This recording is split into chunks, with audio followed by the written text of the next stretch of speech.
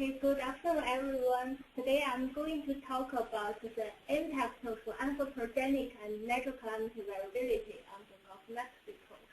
First, I would like to acknowledge my collaborators, Dr. Santi Lee, Barbara Molin, and John Lanskin at Southeast Fisheries Science Center, David Infield, Mitch Rolfer at Rolfer's Fishing Company, Frank Mueller-Cargo at the University of South Florida, Gustavo Goni, and Ruben Van Hudik.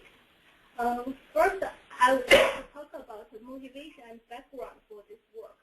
Because this work is mainly collaborating with the fishery scientists at Southeast Fisheries Science Center. They are interested in the bluefin tuna spawning process, while the Gulf of Mexico is a major ground for bluefin tuna spawning. And this spawning process is mainly occurred from April to June. Is temperature dependent. The optimal temperature for bluefin tuna spawning is from 24 to 27 degrees. Barbara Molin's early work has shown that the area in Gulf of Mexico with high probability of larval occurrence will be greatly reduced by the 21st century. Also, the high temperature in Gulf of Mexico and the Caribbean Sea can result in severe coral bleaching events. The repeated coral bleaching events since 1980s have been strongly attributed to the anthropogenic climate change. Also, studying the warm feature in Gulf of Mexico is important for predicting future tropical cyclone intensification. For example, the Hurricane Alta, Brad, and Katrina suddenly intensified when passing over the warm eddies of loop current. So, studying the upper ocean temperature in Gulf of Mexico and the Caribbean Sea is important for predicting the bluefin tuna spawning habitat, coral reef bleaching events, and hurricane activities. However, early studies have shown that RPCC climate models have limitations for estimating the characteristic of loop current and upper ocean temperature variability.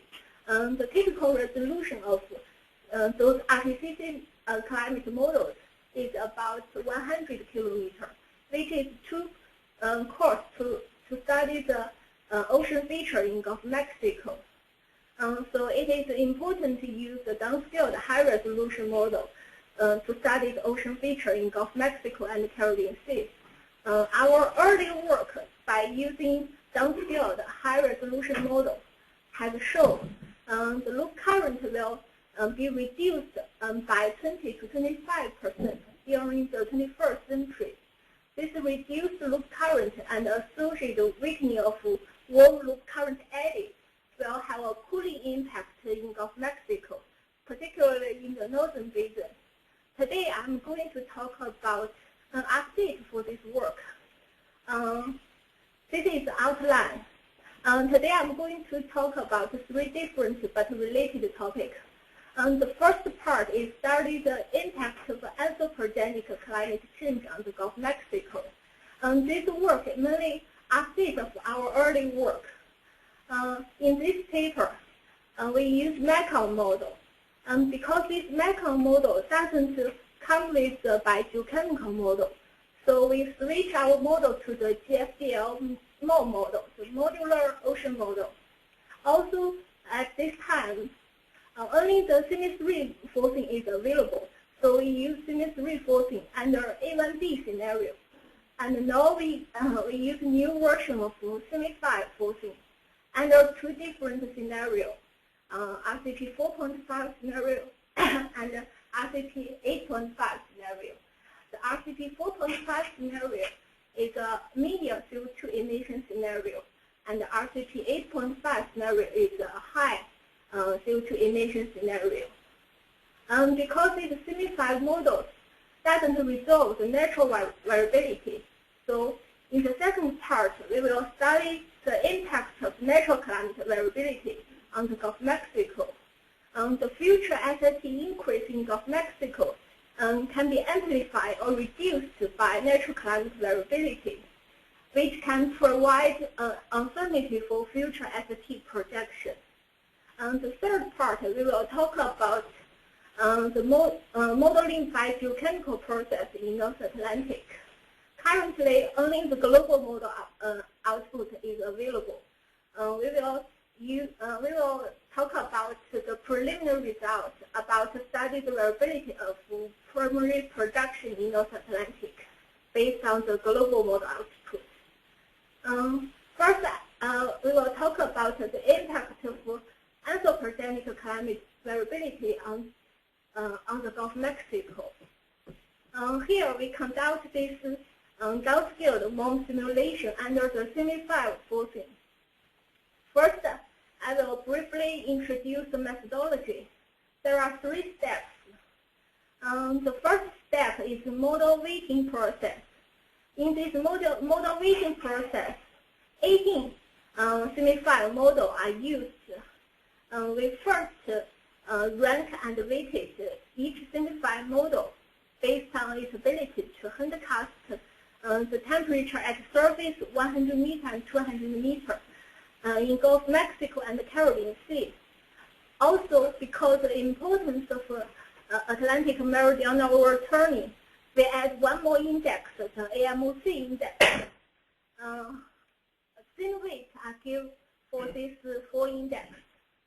In step 3, we prepare semi-5 forcing initial and boundary conditions, and we get bias corrected for each semi-5 model and calculate the weighted ensemble average. And finally, we conduct the dynamic downscaling simulations under semi-5 derived forcing initial and boundary conditions. This is the 18 model we used, and this is the model weight. We can see the NCAR CCSM model and the France RTSL model are 2 best models, has the highest weight. Then we talk about the model configuration. Our model domain covers most of the Atlantic Ocean, from 20 south to 65 north, from west coast to east coast. And the horizontal resolution is 41 degree in Gulf of Mexico and the Caribbean Sea, and a quarter degree elsewhere. And we use the semi-5 derived forcing initial and boundary condition. And this MOM simulation runs from 1900 to 2100 year. From 1900 to 2005 year, we use forcing under a historical scenario. Starting from 2006, we run 2 different simulations. One is under RCP 4.5 scenario, the medium due to emission scenario, and the other is under RCP 8.5 scenario, the high due to emission scenario. First, we would like to look at the ST variability in Gulf of Mexico. This figure shows ST variability in Gulf of Mexico from 1900 to 2100 a year. This black line shows ST in Gulf of Mexico under historical scenario, and this blue line shows ST in Gulf of Mexico under RCP 4.1 scenario, and this red line shows ST under RCP 8.5 scenario. We can see the ST increase between late 20th century and late 21st century. The ST increase under RCP 4.5 scenario is about 1.5 degree, while the ST increase under RCP 8.5 scenario is about 3 degree. To explore more, we calculate the ST difference for different seasons. This figure shows ST difference between late 21st century and late 20th century under RCP 4.5 scenario.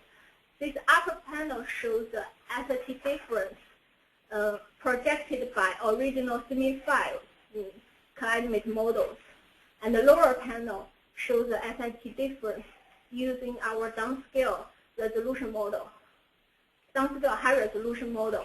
And we can see the left panel shows the AMG season, the major season for bluefin tuna spawning, and this the right panel shows the summertime, the ASO season. We can see from this plot there is reduced warming in northern Gulf of Mexico during this AMG season. This will mitigate the reduction of bluefin tuna spawning ground. While in the summertime, there is increased warming in this northeast Gulf Coast and the Caribbean Sea. This increased warming along this Gulf Coast and the Caribbean Sea during summertime will have a great impact on the hurricane activity. The chances of hurricane rapid intensification will increase. Also, the increased warming in this Caribbean Sea region will cause more severe coral bleaching events. This figure shows the SST difference between late 21st century and late 20th century under RCP 8.5 scenario. We can see we get a similar result: reduced warming here, increased warming here and here.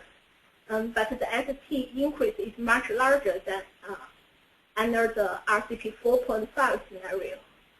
To find the reason why there is reduced warming in northern Gulf of Mexico, we first look at the surface current variability. This figure shows the surface current in late 20th century. We can see it clearly shows the current pattern, the Caribbean current and loop current. And this figure shows the anomaly between late 21st century and late 20th century under RCP 8.5 scenario. We can see this current difference even follows this direction. This means the loop current got reduced and the Caribbean current also gets reduced. So we already know the loop current is important because it carries the warm water from the Caribbean Sea, thus keep the warmth of Gulf of Mexico.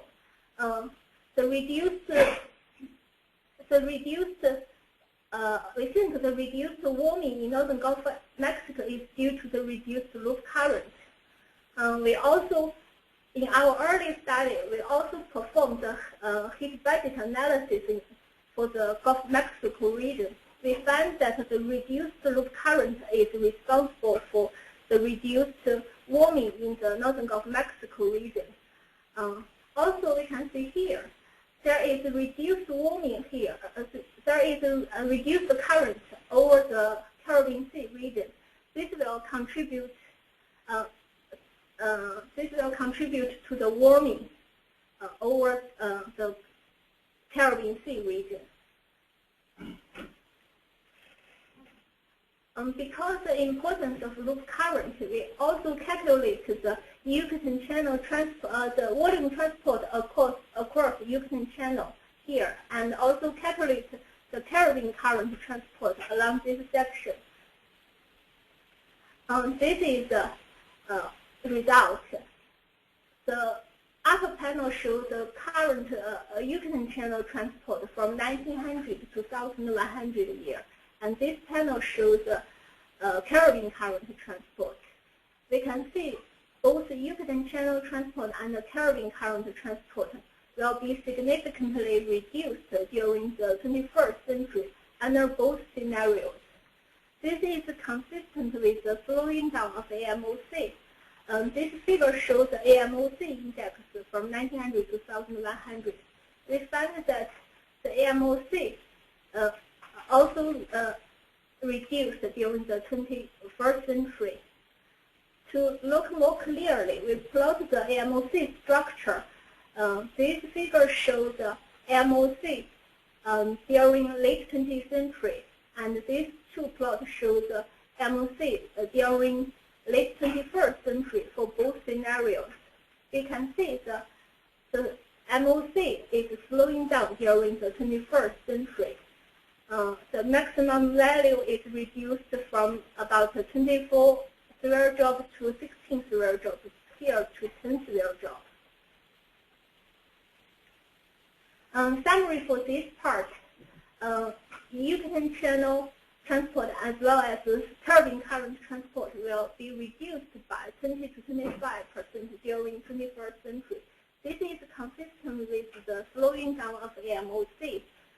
This is consistent with our earlier work using different models and different forcing. For AMD season, there is minimum warming in northern Gulf of Mexico due to the reduced loop current. For example, under RCP 4.5 scenario, the temperature increase in Gulf of Mexico is about 3.4 degrees. This can be significantly reduced to 2.8 degrees based on our MOM result. This will mitigate the reduction of bluefin spawning ground.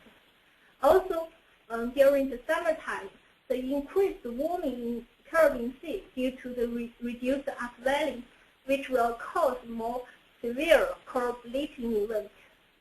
Also, the increased warming in northern East Gulf Coast and the Caribbean Sea will increase the chance of hurricane rapid intensification. In the next part, we will talk about the impact of natural climate variability on the Gulf of Mexico. This figure shows the observed SST anomaly in northern Gulf of Mexico.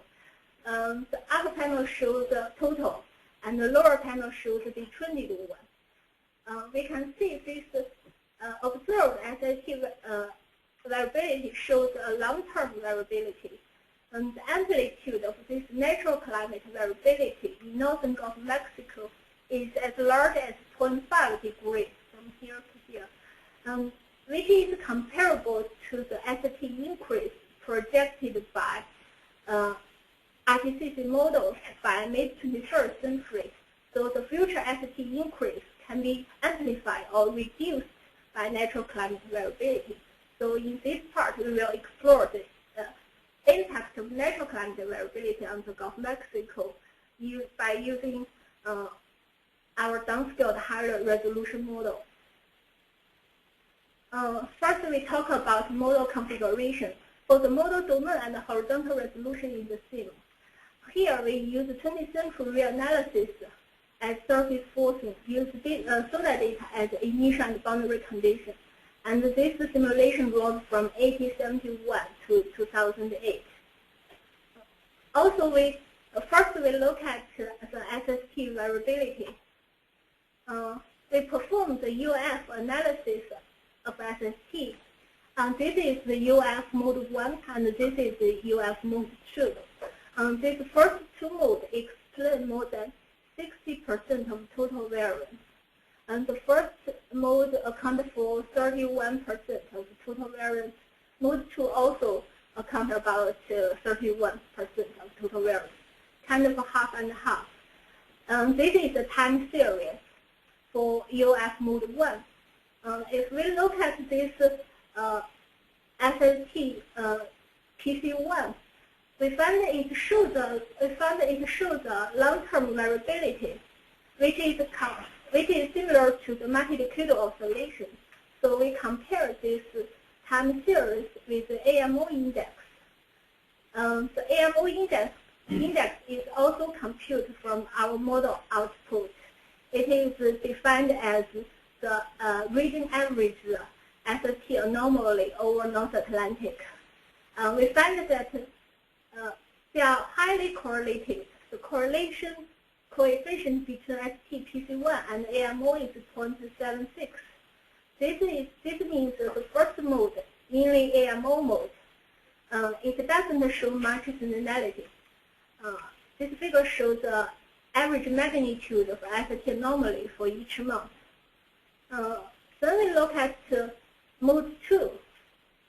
The mode 2 looks like a dipole mode with cold anomaly over Gulf of Mexico and warm anomaly over the Caribbean Sea region. If we also plot the average magnitude of SST anomaly, it shows a seasonality. It shows a seasonality. This FMA season is the peak season for the SST variability. We think this large variability in this FMA season is due to the accumulated heat flux in early months, the DGF season. So we regress the surface heat flux in DGF season onto the STPC2 in a FMA season. This is what we get. This panel shows the net heat flux regressed onto STPC2. We can see the net heat flux explains very well about the dipole structure with the negative anomaly over Gulf of Mexico and the positive anomaly over Caribbean Sea. To explore more, we divided the net heat flux into three terms: the radiation terms, latent heat flux term, and the sensible heat flux term. We can see this from this plot. The latent heat flux is the main contributor for this dipole structure. It's called an anomaly over the Gulf of Mexico and with positive anomaly over the Caribbean Sea region. The radiation term also plays some role, but the latent heat flux term is the main contributor. The sensible heat flux also plays a minor role for the cooling of Gulf of Mexico. Also, we already know the importance for a loop current. Here, we also calculate the Yucatan channel transport during the 20th century. This figure shows the total Yucatan channel transport during the 20th century. The mean magnitude of this total Yucatan channel transport is about 19 spherojoules, which is slightly smaller than the observed estimate. If we divide this total Yucatan channel transport into two components, the wind-driven component and the residue part, this blue line shows the wind-driven part, and the red line shows the total Yucatan channel transport. Both time series are detrended. We find that the wind-driven part is significantly correlated with the total Yucatan channel transport. This means the variation of wind-driven component is related to the variation of the total Yucatan channel transport. If we look at this time series, we find that it shows a long-term variability. If we compare this time series with the Aoml index, we find that all time series is detrended. We find that the total Yucatan channel transport is significantly anti-correlated with the Aoml index. The correlation coefficient between these two time series is negative 0.39. This means that during the positive phase of Aoml, there is a reduction of the Yucatan channel transport.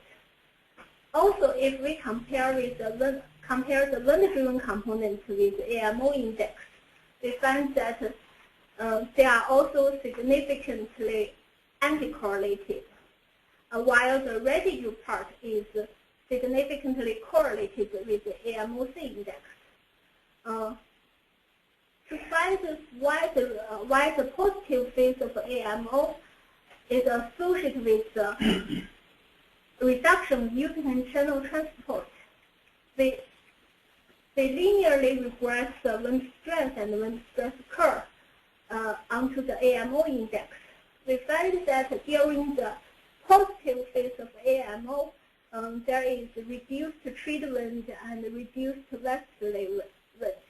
This will produce a positive wind stress curve, as shown here, and causing Ekman divergence in this region. To make it more clear, we plot this schematic figure.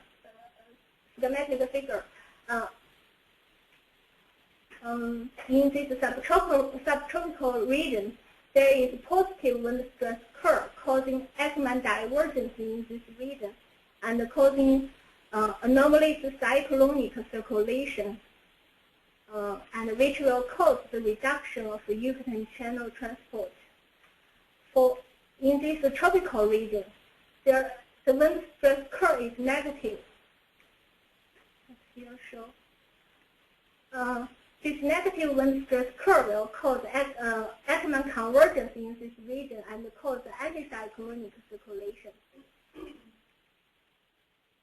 Also, we calculate the Caribbean current transport and compare with Aoml. We find that the Caribbean current transport is also significantly anti-correlated with Aoml. During the positive phase of Aoml, there is a reduction of Caribbean current transport. This is a consistent result. Summary for this part. The XT first mode mainly is Aoml mode. The second mode is dipole mode, with latent flux is the main contributor. The Yucatan channel transport is wind-driven as well as thermohaline-driven. So with the variation of wind-driven component is related to the variation of the total Yucatan channel transport. The wind-driven transport variability is significantly anti-correlated with Aoml, with the positive phase of Aoml associated with positive wind stress curve in subtropical Atlantic and causing Ackermann divergence and cyclonic circulation, which will lead to the reduction of Yucatan channel transport. Here we also calculate the standard deviation of ST anomaly in Gulf of Mexico and add as an uncertainty for future ST projection. So this light color shows the uncertainty due to the natural climate variability. We can see this uncertainty due to the natural climate variability is very large. For example, suppose we are here, 2014. 20 years from now, about 2030, there is cold temperature in Gulf of Mexico. So this natural climate variability can provide another measurement of uncertainty for future SST projection in Gulf of Mexico. The last part is modeling by chemical processes in North Atlantic. Here, this is the type of direction we are going to in the future. Here we still use our MOL model, but include the biogeochemical model. It calls Topaz model. Topaz means tracers for ocean phytoplankton with allometric zooplankton. I briefly introduce this model. This model includes 3 types of phytoplankton: small, large, and stydotrophic groups, and it considers 25 tracers, including the carbon, nitrate, phosphate, silicate, iron, dissolved oxygen, etc. And the stydotrophic phytoplankton can fix the atmospheric nitrogen directly. And this model also includes the ocean iron cycle, including the biological uptake and the remineralization, particle sinking and scavenging, and absorption and desorption. And first we talk about the model configuration. And this is the global model. And here we use the core data set as atmospheric forcing.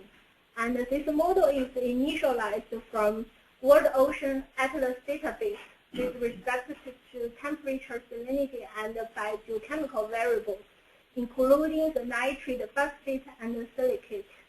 And this simulation runs from 1948 to 2009. First, we look at the model performance. The upper panel shows the chlorophyll concentration based on our global model output.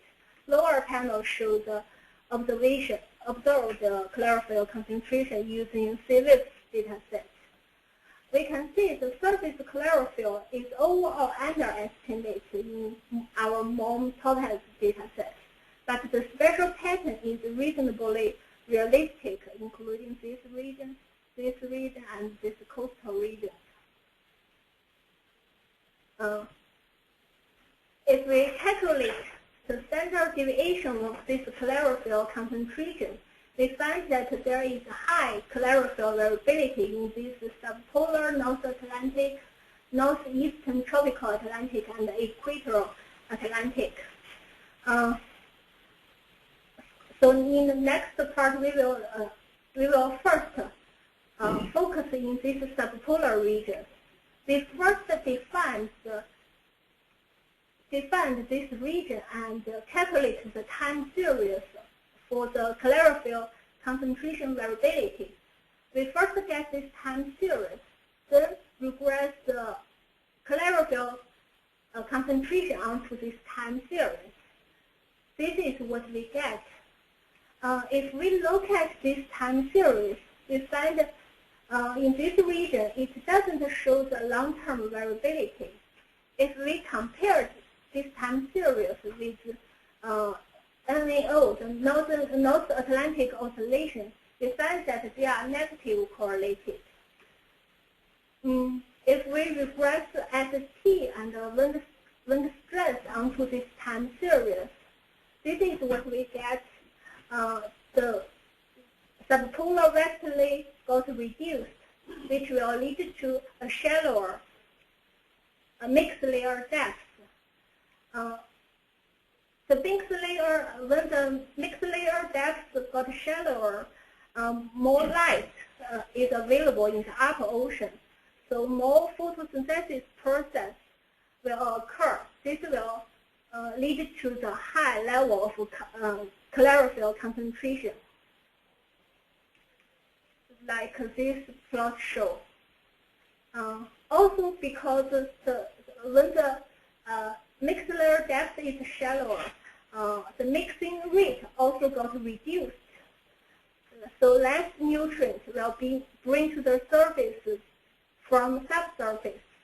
This will cause the low level of nitrate concentration. While in this region there is a low level of nutrient and a high level of chlorophyll concentration. This means the chlorophyll concentration in this region is light limited, not nutrient limited. The second region we are looking at is this northern east tropical Atlantic region. Also, we first define this region and plot this time series, and then regress the chlorophyll concentration onto this time series. This is what we get.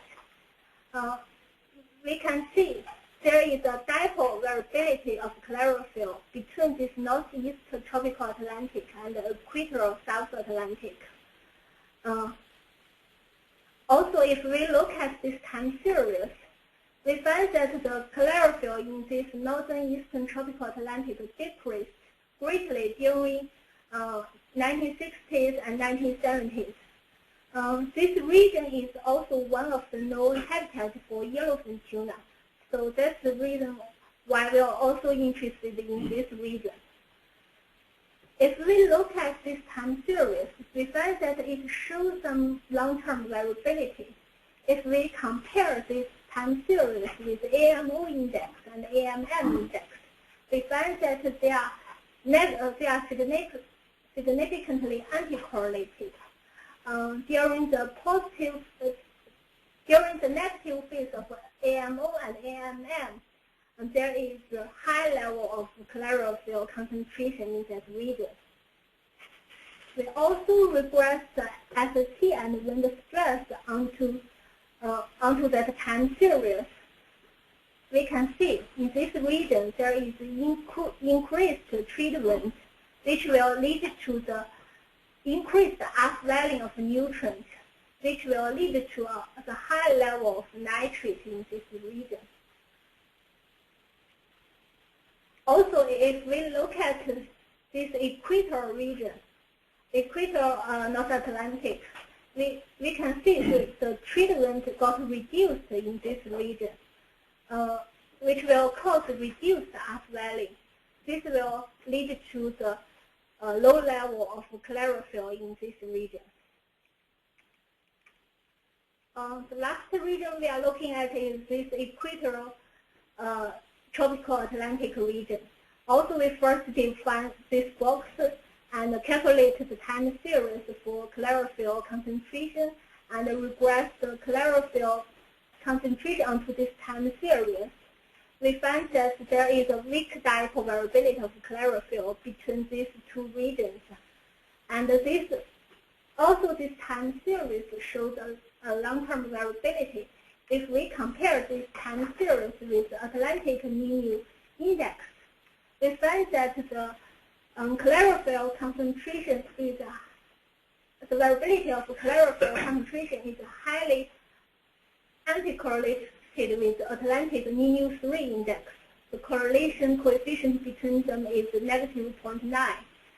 Also, it is correlated with the Aoml index.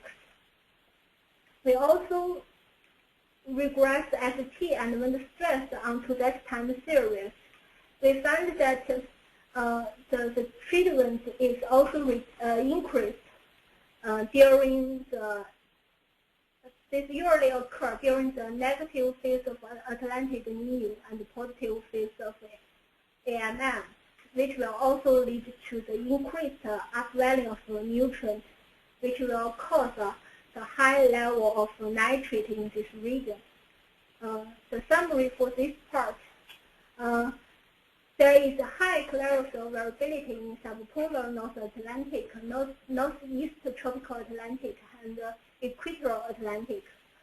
For the subpolar regions, the chlorophyll variability is significantly correlated with NaO, but not with Aoml. The increased westerlies can lead to a deeper mixed layer depth and light limitation. For the northeast tropical Atlantic, the chlorophyll variability is significantly correlated with Aoml and Aoml. During the negative phase of Aoml and Aoml, the increased treatment will lead to the increased upwelling of nutrients. For the equatorial Atlantic region, the chlorophyll variability is strongly correlated with the Atlantic Liu and Aoml. The increased treatment during the negative phase of Atlantic Liu will lead to the increased upwelling of nutrients.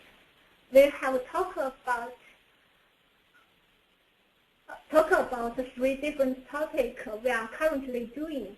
One of the important future work is downscale the semi-5 climate models using the regional ocean biogeochemical model and apply this result to bluefin tuna habitat model.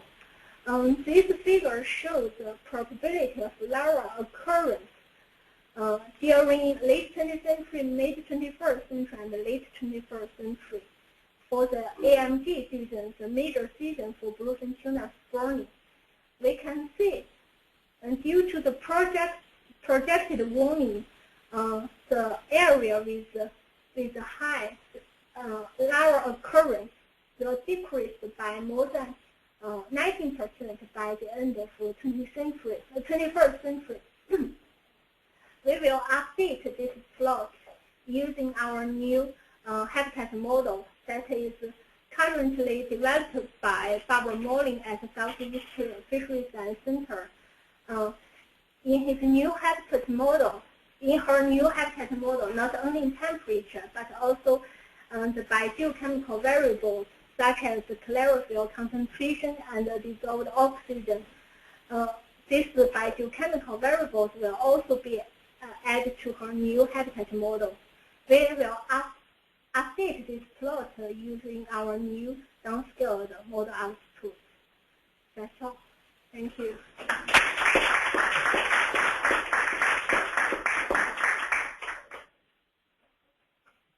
Comment about your second part is you show the UF mode, UF mode, model 1, model 2. Model 1 is very good. You show the Aoml. Actually, mode 2 is ANSU mode. ANSU, if you make a correlation with ANSU, is the high correlation what I have almost associated with ANSU. People, it is well known. Yeah, I know it is a part of famous triple mode. Yeah, this is well known. Oh, yeah. Oh, yeah. I forgot to mention. I have another question, but I didn't realize you were I'm sorry. What? Students? Okay. I had a question, very interesting. I had a question on the third part where you were showing the correlations. Are these all zero lag correlations, or are you showing always the maximum correlation? All zero time lag. Okay, because it was very striking how the equatorial had such a strong correlation, and I wondered if you explored the lead lag in the other regions, you might find more significant correlations between chlorophyll and the various indices. Maybe later, this only shows the preliminary results. Maybe later we will perform the lead lag correlation to see. Thank you.